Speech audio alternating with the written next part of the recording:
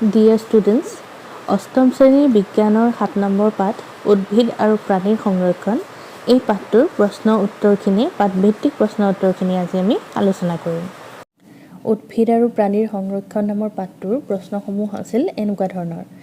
অনুশীলনী প্ৰশ্ন 1 নম্বৰ খালী ঠাই পূৰ কৰা। প্ৰাণীসমূহক সিহঁতৰ প্ৰাকৃতিক আৱাসস্থলীত সংৰক্ষণ কৰি ৰখা ঠাইকে কোৱা হয় অভয়াৰণ্য। খ এটা নিৰ্দিষ্ট অঞ্চলত পোৱা প্ৰজাতিক থলুৱা প্ৰজাতি বুলি জনা যায়। গ খালী ঠাইৰ পৰিৱৰ্তনৰ বাবে পৰিভ্ৰমী চৰাইবোৰে বহু দূৰ দূৰণিলৈ উৰি যায়। জলবায়ুৰ পৰিৱৰ্তনৰ বাবে। 1 নম্বৰ প্ৰশ্ন খালী ঠাই পূৰ কৰাকেইটা এনেকুৱা ধৰণৰ। এতিয়া 2 নম্বৰ প্ৰশ্নলৈ আহোঁ। 2 নম্বৰ প্ৰশ্নটো হৈছে এটাৰ পৰা আনটোক পৃথক কৰা। ক খ গ ঘ ইয়াত 4টা অপশ্যন দিছে। তাৰ প্ৰথম ক নম্বৰটো হৈছে বন্যপ্ৰাণী অভয়াৰণ্য আৰু জীৱমণ্ডল সংৰক্ষিত অঞ্চল, অৰ্থাৎ পাৰ্থক্য লিখিব লাগে। বন্যপ্ৰাণী অভয়াৰণ্য হৈছে এটা অঞ্চল, এখন বনাঞ্চল য'ত বন্যপ্ৰাণীসমূহক সুৰক্ষা প্ৰদান কৰা হয়, নিজৰ প্ৰাকৃতিক আৱাসস্থলীত সুৰক্ষা প্ৰদান কৰা হয়। কিন্তু জীৱমণ্ডল সংৰক্ষিত অঞ্চল হৈছে এটা বৃহৎ বনাঞ্চল য'ত প্ৰাণীকুল, উদ্ভিদকুল আৰু সেই ঠাইত বসবাস কৰা জনজাতিসমূহৰো সুৰক্ষা প্ৰদান কৰা হয়। তুলনামূলকভাৱে বন্যপ্ৰাণী অভয়াৰণ্যৰ মাটিকালি সৰু, কম আৰু জীৱমণ্ডল সংৰক্ষিত অঞ্চলসমূহৰ মাটিকালি ডাঙৰ হয়। সেইটোৱে হৈছে পাৰ্থক্য। খ নম্বৰটো হৈছে চিৰিয়াখানা আৰু অভয়াৰণ্যৰ পাৰ্থক্য। চিৰিয়াখানা হৈছে এডোখৰ আবদ্ধ জেগা য'ত বন্যপ্ৰাণীসমূহক বা চৰাই চিৰিকটি বন্যপ্ৰাণীসমূহক সুৰক্ষা প্ৰদান কৰা হয়, কিন্তু আমাৰ মনোৰঞ্জনৰ বাবে আমি সেই ঠাইলৈ যাব পাৰোঁ, কিন্তু সেই চিৰিয়াখানাত বন্যপ্ৰাণীসমূহক আবদ্ধ কৰি ৰখা হয়। আৰু অভয়াৰণ্যত কিন্তু বন্যপ্ৰাণীসমূহক আবদ্ধ কৰি নাৰাখে, সেই অভয়াৰণ্যটো সুৰক্ষা প্ৰদান কৰা হয়, কিন্তু আবদ্ধ কৰি নাৰাখি প্ৰাকৃতিক আৱাসস্থলীত বিচৰণ কৰি ফুৰিবলৈ দিয়া হয়। আৰু আনটো পাৰ্থক্য হৈছে চিৰিয়াখানা কৰ্তৃপক্ষই জীৱসমূহৰ কাৰণে, বন্যপ্ৰাণীসমূহৰ কাৰণে খাদ্যবস্তু যোগান ধৰে, কিন্তু অভয়াৰণ্যত নিজৰ আহাৰ নিজে স্বীকাৰ কৰি লয় বন্যপ্ৰাণীসমূহে। গতিকে সেই দুটাই হৈছে পাৰ্থক্য। বিপন্ন আৰু বিলুপ্ত প্ৰজাতি। গ নম্বৰটো বিপন্ন আৰু বিলুপ্ত প্ৰজাতি। বিপন্ন প্ৰজাতি হৈছে যিবোৰ প্ৰজাতি পৃথিৱীৰ পৰা বিভিন্ন কাৰণত হ্ৰাস হৈ আহি খুব কম দিনৰ ভিতৰতে নাইকিয়া হৈ যোৱাৰ পথত, সেই প্ৰজাতিবোৰ হৈছে বিপন্ন প্ৰজাতি। আৰু বিলুপ্ত প্ৰজাতি হৈছে পৃথিৱীৰ পৰা যিবোৰ প্ৰজাতি ইতিমধ্যে নাইকিয়া হৈ গৈছে, সেইবোৰক কোৱা হয় বিলুপ্ত প্ৰজাতি। উদ্ভিদকুল আৰু প্ৰাণীকুল। কোনো এখন ঠাইৰ বিভিন্ন ধৰণৰ সৰু ডাঙৰ উদ্ভিদবোৰক কোৱা হয় সেই ঠাইৰ উদ্ভিদকুল। আৰু কোনো এখন অঞ্চলৰ বিভিন্ন ধৰণৰ প্ৰাণীসমূহ, সৰু ডাঙৰ অণুজীৱকে ধৰি সকলো ধৰণৰ প্ৰাণীক কোৱা হয় সেই ঠাইৰ প্ৰাণীকুল। সেইটোৱে হৈছে পাৰ্থক্য। 3 নম্বৰ প্ৰশ্নটো হৈছে বনাঞ্চল ধ্বংসৰ প্ৰভাৱ তলত দিয়াবোৰত কেনেধৰণে পৰে আলোচনা কৰা। ক বন্যপ্ৰাণীৰ ওপৰত বনাঞ্চল ধ্বংসৰ প্ৰভাৱ কি হ'ব পাৰে আলোচনা কৰিব লাগে। বনাঞ্চল ধ্বংসৰ ফলত বন্যপ্ৰাণীসমূহৰ কি হ'ব পাৰে? বন্যপ্ৰাণীসমূহ বনাঞ্চলত থাকে, গতিকে বনাঞ্চল ধ্বংস হ'লে বন্যপ্ৰাণীসমূহৰ আশ্ৰয়স্থলৰ অভাৱ হ'ব, ফলত বন্যপ্ৰাণীসমূহৰ মৃত্যুমুখত পৰাৰ সম্ভাৱনা আছে। আৰু এনেদৰে মৃত্যুমুখত পৰি থাকিলে খুব সোনকালে সেই প্ৰাণীসমূহ বিপন্ন প্ৰাণী হৈ শেষত বিলুপ্ত প্ৰজাতি হোৱাৰ সম্ভাৱনা আহি পৰিব। আৰু আন এটা প্ৰভাৱ হৈছে বন্যপ্ৰাণীসমূহৰ যেতিয়া আশ্ৰয়স্থলৰ অভাৱ হ'ব, তেতিয়া বন্যপ্ৰাণীসমূহ বনাঞ্চলৰ পৰা মানুহ থকা জেগালৈ, অৰ্থাৎ জনাঞ্চললৈ আহি মানুহৰ বিপদ বিঘিনি ঘটাবহি পাৰে। খ নম্বৰটো হৈছে পৰিৱেশ। বনাঞ্চল ধ্বংসৰ প্ৰভাৱ পৰিৱেশৰ ওপৰত কেনেকৈ ধৰণে পৰিব। পাঠটো যেতিয়া মই তোমালোকক আলোচনা কৰিছিলোঁ, তেতিয়া বনাঞ্চল ধ্বংসৰ পৰিণতি যিখিনি কথা মই তোমালোকক কৈছিলোঁ, সেইখিনি কথাই লিখিব লাগিব। বনাঞ্চল ধ্বংসৰ পৰিণতিত কি আছিলে? প্ৰথম আছিলে গোলকীয় উষ্ণতা বৃদ্ধি হয়। 2 নম্বৰটো আছিলে গোলকীয় উষ্ণতা বৃদ্ধিৰ লগে লগে জলচক্ৰত প্ৰভাৱ পৰে, ফলত বৰষুণ কমি আহে, ফলত খৰাং হয়। 3 নম্বৰটো কৈছিলোঁ যে বানপানী হয়, বনাঞ্চল ধ্বংসৰ ফলত বানপানী হয়। আৰু 4 নম্বৰটো আছিলে বনাঞ্চল ধ্বংসৰ ফলত মৰুভৱন হয়, মাটিৰ উৰ্বৰতা শক্তি কমি যায়। ইয়াৰ উপৰিও বন্যপ্ৰাণী বনাঞ্চল ধ্বংসৰ ফলত উদ্ভিদকুল আৰু প্ৰাণীকুলসমূহৰ বিপন্ন আৰু বিলুপ্ত প্ৰজাতি হৈ পৰাৰ সম্ভাৱনা আহি পৰে। গাঁৱত বনাঞ্চল ধ্বংসৰ প্ৰভাৱ কিদৰে পৰে? আমি জানো যে গাঁৱৰ মানুহ সাধাৰণতে গ্ৰাম্যাঞ্চলৰ মানুহখিনি খেতি বাতিৰ ওপৰতে নিৰ্ভৰশীল। গতিকে বনাঞ্চল ধ্বংসৰ ফলত কি হ'ব পাৰে? বানপানীৰ সৃষ্টি হ'ব পাৰে আৰু বনাঞ্চল ধ্বংসৰ ফলত মৰুভৱন হ'ব পাৰে। আৰু এই দুইটাই যদি মৰুভৱন আৰু বানপানীৰ যদি প্ৰভাৱ গাঁও অঞ্চলত পৰে, তেতিয়াহ'লে গাঁওবাসী বিস্তৰ ক্ষতিসাধন হ'ব। বানপানী হ'লে বিস্তৰ ক্ষতিসাধন হয়, মৰুভৱন হ'লে খেতি বাতি ভাল নহ'ব, গাঁৱৰ মানুহ খেতি বাতি কৰিয়ে জীয়াই থাকে। গতিকে বনাঞ্চল ধ্বংসৰ ফলত গ্ৰাম্যাঞ্চলত এনেকুৱা ধৰণৰ প্ৰভাৱ পৰিব। নগৰ অঞ্চল, নগৰ অঞ্চলত বনাঞ্চল নাই বুলিয়ে ক'ব পাৰি, গছ গছনি নাই বুলিয়ে ক'ব পাৰি। আৰু তাৰ পাছতো যদি বনাঞ্চল ধ্বংস কৰা হয় নগৰ অঞ্চলত, নগৰীয়া অঞ্চলত যদি বনাঞ্চল কিবা কাৰণত কোনোবা জেগাত আছিলে, সেই অঞ্চলত বনাঞ্চল ধ্বংস কৰা হ'ল, তেতিয়াহ'লে নগৰ অঞ্চলত কি হ'ব? গোলকীয় উষ্ণতাৰ খুব পৰিমাণে বেছি বৃদ্ধি পাব, গোলকীয় উষ্ণতা বৃদ্ধি পাব। ফলত সেই ঠাইসমূহ গৰম হৈ উত্তপ্ত হৈ উঠিব। ইয়াৰ উপৰিও কি হয়? বনাঞ্চল ধ্বংসৰ ফলত নগৰ অঞ্চলতো বানপানী হোৱাৰ দেখা যায়। পৃথিৱী, বনাঞ্চল ধ্বংসৰ প্ৰভাৱ গোটেই পৃথিৱীত কিদৰে পৰে? আমি পৰিৱেশৰ ওপৰত খ নম্বৰ পৰিৱেশৰ যিটো উত্তৰ লিখিছিলোঁ, পৃথিৱীৰ ক্ষেত্ৰতো সেই একেটাই লিখিব পাৰোঁ। পৰিৱেশ আৰু পৃথিৱী প্ৰায় একেই উত্তৰ হ'ব। গোটেই পৃথিৱীত কেনেকুৱা ধৰণৰ প্ৰভাৱ পৰে বনাঞ্চল ধ্বংসৰ ফলত? প্ৰথম কথা হ'ল গোলকীয় উষ্ণতা বৃদ্ধি হয়। গোলকীয় উষ্ণতা বৃদ্ধি হোৱাৰ লগে লগে জলচক্ৰত প্ৰভাৱ পৰে, ফলত খৰাং হয়, বানপানী হয়, মৰুভৱন হয়। আমি এই চাৰিটাই অলপমান বহলাই লিখিব লাগিব। উত্তৰ প্ৰজন্ম, উত্তৰ প্ৰজন্মৰ ওপৰত বনাঞ্চল ধ্বংসৰ প্ৰভাৱ কিদৰে পৰে? উত্তৰ প্ৰজন্ম অৰ্থাৎ আমাৰ পিছৰ প্ৰজন্মটো। এতিয়া বনাঞ্চল ধ্বংসৰ প্ৰভাৱ উত্তৰ প্ৰজন্মৰ ওপৰত কিদৰে পৰিব? বনাঞ্চল ধ্বংসৰ ফলত বিভিন্ন ধৰণৰ আপুৰুগীয়া প্ৰাণী, বিভিন্ন ধৰণৰ আপুৰুগীয়া উদ্ভিদ আমাৰ মাজৰ পৰা নোহোৱা হৈ যায়।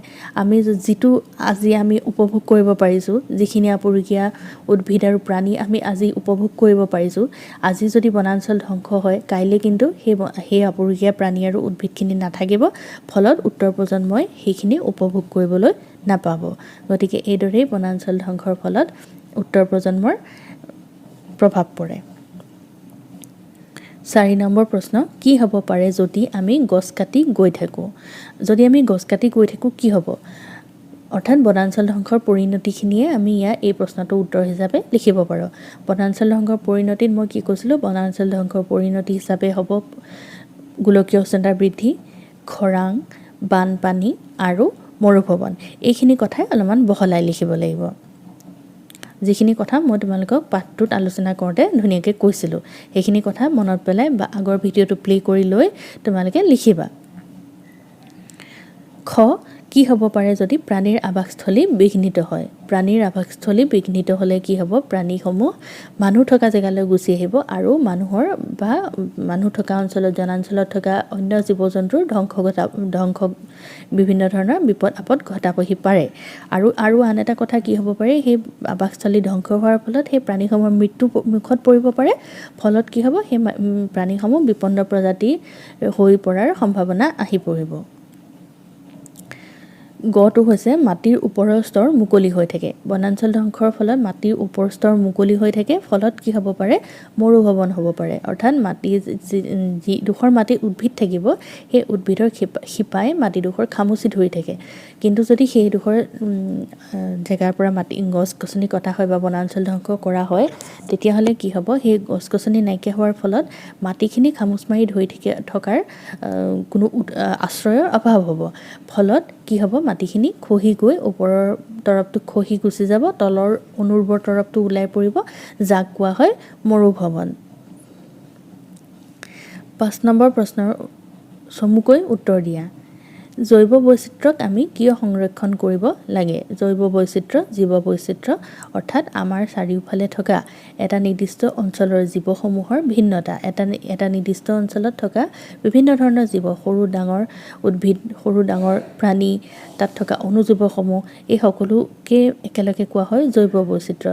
আমি সকলোৱে জানো যে আমি প্ৰত্যক্ষভাৱে বা পৰোক্ষভাৱেই হওক, এই সকলোবোৰ জীৱ জন্তু, প্ৰাণী, উদ্ভিদ, অণুজীৱ, এই সকলোৰ ওপৰতে আমি প্ৰত্যক্ষভাৱেই হওক বা পৰোক্ষভাৱেই হওক আমি নিৰ্ভৰশীল। গতিকে আমি সেই আমাৰ অঞ্চলত থকা সকলো ধৰণৰ জীৱক অৰ্থাৎ জৈৱ বৈচিত্ৰ্যক আমি সংৰক্ষণ কৰিব লাগে। আমি আহাৰৰ বাবেই হওক বা আমি অক্সিজেন, কাৰ্বন ডাই অক্সাইডৰ বাবেই হওক বা আমি খেতি বাতিৰ বাবেই হওক বা আমি বিভিন্ন কাৰণত উদ্ভিদৰ ওপৰত নিৰ্ভৰশীল। আমি খাদ্যৰ বাবেই হওক বা আশ্ৰয়ৰ বাবেই হওক বা আমাৰ বিভিন্ন ধৰণৰ সা সুবিধাৰ বাবে আমি বিভিন্ন ধৰণৰ জীৱ জন্তুৰ ওপৰত নিৰ্ভৰশীল। আমি অণুজীৱখিনিৰ ওপৰত সদায়ে নিৰ্ভৰশীল, কাৰণ অণুজীৱখিনিয়ে আমাক বিভিন্ন ধৰণৰ সুবিধা কৰে, আমাৰ পৰিৱেশ নিৰ্মলকৰণ কৰে, আমাৰ বহুত ধৰণৰ সুবিধা আমাক অণুজীৱখিনিয়ে কৰি দিয়ে। সেইবাবে জৈৱ বৈচিত্ৰ্যক আমি সংৰক্ষণ কৰিব লাগে। খ নম্বৰ প্ৰশ্নটোৰ উত্তৰ হৈছে সংৰক্ষিত বনাঞ্চল বন্যপ্ৰাণীৰ বাবে সম্পূৰ্ণ সুৰক্ষিত নহয়। কিয়? সংৰক্ষিত বনাঞ্চল অৰ্থাৎ যিটো চৰকাৰে সুবিধা কৰি দিছে সংৰক্ষণৰ অভয়াৰণ্য, ৰাষ্ট্ৰীয় উদ্যান, জীৱমণ্ডল সংৰক্ষিত অঞ্চল হিচাপে সংৰক্ষণ কৰাৰ বন্যপ্ৰাণীসমূহৰ বাবে সংৰক্ষণ কৰাৰ সুবিধা কৰি দিছে, কিন্তু তথাপিতো দেখা যায় যে এই বনাঞ্চলসমূহ সম্পূৰ্ণভাৱে সুৰক্ষিত নহয়। কাৰণটো কি? কাৰণ সম্পূৰ্ণ সুৰক্ষা থকাৰ পিছতো তাত কিছুমান চোৰাং চিকাৰীয়ে চিকাৰ কৰা দেখা যায়। যেনে আমাৰ কাজিৰঙাতেই চোৰাং চিকাৰীয়ে কাজিৰঙা গড় হত্যা কৰি গড়ৰ খৰ্গ চুৰ কৰা আমি প্ৰায়ে শুনিবলৈ পাওঁ। গতিকে এই চোৰাং চিকাৰীবোৰৰ বাবেই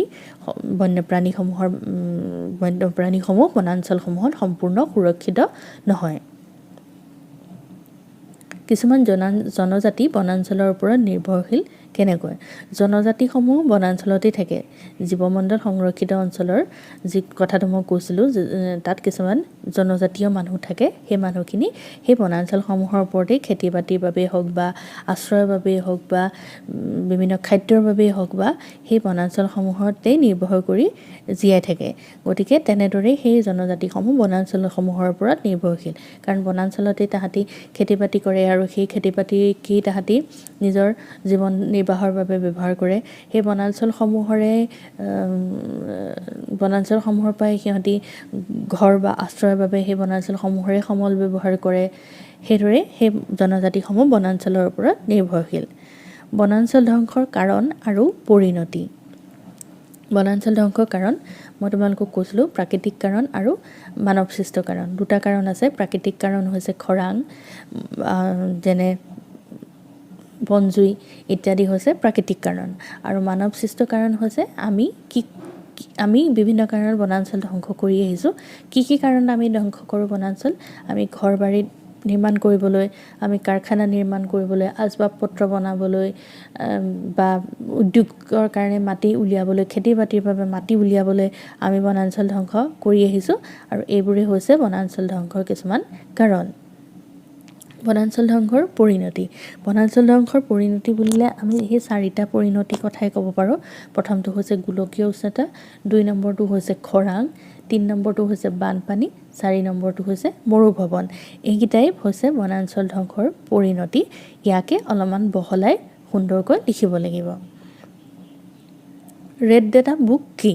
ৰেড ডেটা বুক হৈছে বিপন্ন প্ৰজাতিসমূহৰ সম্পূৰ্ণ সমল থকা কিছুমান তথ্যপুথি।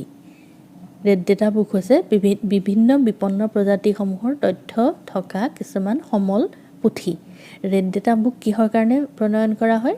ৰেড ডেটা বুকত বিপন্ন প্ৰজাতিসমূহৰ সম্পূৰ্ণ তথ্যসমূহ থাকে। এই বিপন্ন প্ৰজাতিসমূহ ক'ত থাকে, কি কাৰণে বিপন্ন হ'ল, কেনেকৈ আমি সেই প্ৰজাতিসমূহ বিপন্ন হোৱাৰ পৰা আমি ৰক্ষা কৰিব পাৰিম, সেই বিষয়ে সম্পূৰ্ণ তথ্য থকা এখন সমল পুথি ৰেড ডেটা বুক। 6 নম্বৰটো হৈছে পৰিভ্ৰমণ বুলিলে কি বুজা? পৰিভ্ৰমণ অৰ্থাৎ কিছুমান চৰাই জলবায়ু পৰিৱৰ্তনৰ বাবে সিহঁতি বংশবৃদ্ধিৰ বাবে সিহঁতি যিডোখৰ জেগাত বাস কৰে সেই ঠাই তাহাঁতৰ বাবে অনুকূল নোহোৱা হৈ পৰে। তাৰ বাবে তাহাঁতি কি কৰে, কিছুমান এনেকুৱা জেগালৈ গুচি আহে যিবোৰ জেগাৰ জলবায়ু সেই চৰাইখিনিৰ বাবে বংশবৃদ্ধিয়ে হওক বা জীয়াই থাকিবলৈ হওক বা তাহাঁতৰ বাবে অনুকূল হৈ পৰে। গতিকে তাহাঁতি কি কৰে, এখন ঠাইৰ পৰা তাহাঁতি থকা ঠাইৰ পৰা আন এখন ঠাইলৈ উৰি গুচি আহে, জুম বান্ধি উৰি গুচি আহে। তাকেই কোৱা হয় পৰিভ্ৰমণ। 6 নম্বৰটো হৈছে কাৰখানাৰ বৰ্ধিত চাহিদা পূৰাবলৈ আৰু আৱাসিক অঞ্চলৰ বৃদ্ধিৰ বাবে অবিৰত গছ কটা হৈছে ইয়াৰ বাবে গছ কটা উচিত নে আলোচনা কৰা আৰু এটা চমুটোকা প্ৰস্তুত কৰা উচিত কেতিয়াও নহয় গছ কটাটো উচিত কেতিয়াও নহয় বিভিন্ন আমাৰ নিতৌ বৰ্ধিত চাহিদা পূৰাবলৈ গছ-গছনি কটাটো প্ৰয়োজনীয় কিন্তু উচিত নহয় কটাটো উচিত নহয় কাৰণ বনাঞ্চল ধ্বংসৰ ফলত কি পৰিণতি হ'ব পাৰে আমি ইতিমধ্যে আলোচনা কৰি আহিছোঁ গতিকে সেইখিনি কথাই লিখিব লাগিব গছ কটাটো উচিত নহয় কাৰণ বনাঞ্চল ধ্বংসৰ ফলত গোলকীয় উষ্ণতা ভয়ংকৰ গোলকীয় উষ্ণতা বাঢ়ি অহা দেখা গৈছে মৰুভৱন হৈছে চাৰিওফালে খৰাং হৈছে বানপানী হৈছে এইখিনি কথাই লিখিব লাগিব নিজৰ অঞ্চলৰ ৭ নম্বৰ প্ৰশ্ন নিজৰ অঞ্চলৰ সেউজ সম্পদক প্ৰতিপালন কৰাৰ বাবে তোমালোকে কেনে ধৰণৰ বৰঙণি আগবঢ়াবা তোমালোকে গ্ৰহণ কৰা কাৰ্যৰ এখন তালিকা প্ৰস্তুত কৰা এইটো প্ৰশ্ন উত্তৰত তোমালোকে লিখিব পাৰা সেউজ সম্পদক প্ৰতিপালন কৰা অৰ্থাৎ বনাঞ্চল ধ্বংসৰ আমি কেনেকৈ ৰোধ কৰিব পাৰোঁ তাৰ কাৰণে আমি কি ষ্টেপ ল'ব পাৰোঁ তাৰ এখন তালিকা প্ৰস্তুত কৰিবলৈ কৈছে আমি নিজে সজাগ হ'ব পাৰোঁ প্ৰথম কথাটো হ'ল যে আমি নিজে সজাগ হ'ব লাগিব আৰু 2 নম্বৰতে আমি নিজে গছপুলি ৰুব পাৰোঁ আমাৰ চাৰিওফালে আমি গছপুলি ৰুব পাৰোঁ 3 নম্বৰতে হৈছে যে আমি আমাৰ চাৰিওফালে থকা সৰু ডাঙৰ মানুহখিনিকো আমি সজাগ কৰিব পাৰোঁ আমি বনাঞ্চল ধ্বংসৰ পৰিণতিৰ বিষয়ে ৰাইজক জনাই আমি লোককো সাৱধান হ'বলৈ বনাঞ্চল ধ্বংসৰ প্ৰতি সজাগ হ'বলৈ আমি কিছুমান তেওঁলোকক সজাগ কৰিব পাৰোঁ গতিকে এইদৰে আমি কিছুমান কাৰ্য গ্ৰহণ কৰিব পাৰোঁ বনাঞ্চল ধ্বংসই কেনেদৰে বৰষুণৰ পৰিমাণ হ্ৰাস কৰে বুজাই লিখা বনাঞ্চল ধ্বংসৰ ফলত গোলকীয় উষ্ণতা বৃদ্ধি হয় গোলকীয় উষ্ণতাৰ ফলত পৃথিৱীৰ জলচক্ৰত প্ৰভাৱ পৰে আৰু জলচক্ৰত যেতিয়া প্ৰভাৱ পৰে তেতিয়াই বৰষুণৰ পৰিমাণ হ্ৰাস হয় কমি আহে আৰু তাৰ ফলত কি হয় খৰাং হয় 9 নম্বৰ তোমাৰ ৰাজ্যত থকা ৰাষ্ট্ৰীয় উদ্যানসমূহ বিচাৰি উলিওৱা ভাৰতৰ মেপত সেইবোৰ বাছি উলিওৱা আৰু সিহঁতৰ অৱস্থান দেখুওৱা ভাৰতৰ মেপ এখন আঁকি তাত থকা আমাৰ ৰাজ্যত থকা আমাৰ অসমত থকা ৰাষ্ট্ৰীয় উদ্যান 5খন ৰাষ্ট্ৰীয় উদ্যান আছিলে 6খন ৰাষ্ট্ৰীয় উদ্যান আছিলে সেই 6খন ৰাষ্ট্ৰীয় উদ্যান বিচাৰি উলিয়াই মেপত চিহ্নিত কৰিব লাগে কাগজ কিয় বচাব লাগে কাগজ বচোৱাৰ বিভিন্ন উপায়ৰ তালিকা প্ৰস্তুত কৰা কাগজ কিয় বচাব লাগে কাগজ কিহৰ পৰা প্ৰস্তুত হয় বাঁহৰ পৰা অৰ্থাৎ এখন কাগজ যদি আমি প্ৰস্তুত কৰিবলৈ যাওঁ তেতিয়াহ'লে বাঁহ কাটিব লাগিব অৰ্থাৎ আমি যদি কাগজ প্ৰস্তুত কৰিবলৈ যাওঁতে বনাঞ্চল ধ্বংস হ'বই গতিকে এই কথাটোৰ বনাঞ্চল ধ্বংসৰ পৰিণতিৰ প্ৰতি লক্ষ্য ৰাখি আমি কাগজ বচাব লাগে আৰু আমি কাগজ কিদৰে বচাব লাগে আমি এগৰাকী শিক্ষাৰ্থী হিচাপে কাগজ কমকৈ ব্যৱহাৰ কৰিব নোৱাৰোঁ কিন্তু আমি সাৱধান হ'ব পাৰোঁ আমি সজাগ হ'ব পাৰোঁ তাৰ বাবে আমি কি কৰিব পাৰোঁ পুনৰাৱৰ্তন কৰিব পাৰোঁ কাগজৰ পুনৰাৱৰ্তন কৰিব পাৰোঁ যিমান পাৰোঁ সিমান আমি কমকৈ ব্যৱহাৰ কৰিব পাৰোঁ আমি সাৱধান হ'ব লাগিব যাতে আমি কাগজ যাতে অপচয় নহয় অযথা নষ্ট নহয় আৰু আমি কি কৰিব পাৰোঁ আমি কাগজৰ পুনৰাৱৰ্তন কৰিব পাৰোঁ অৰ্থাৎ আমি পুনৰ ব্যৱহাৰৰ কাৰণে কাগজখিনি আমি পুনৰ ব্যৱহাৰ কৰিব পাৰোঁ অৰ্থাৎ পুনৰাৱৰ্তন কৰিব পাৰোঁ এইদৰে কাগজ বচোৱাৰ উপায় কিছুমান আমি নিজেই প্ৰস্তুত কৰি ল'ব পাৰোঁ গতিকে এইখিনি আছিলে এই লেচনটোৰ প্ৰশ্ন তোমালোকে ভালদৰে প্ৰশ্নখিনি কৰি উলিয়াই মোলৈ পঠিয়াবা শেষত এটা কথাই কওঁ ঘৰতে থাকা সুৰক্ষিত হৈ থাকা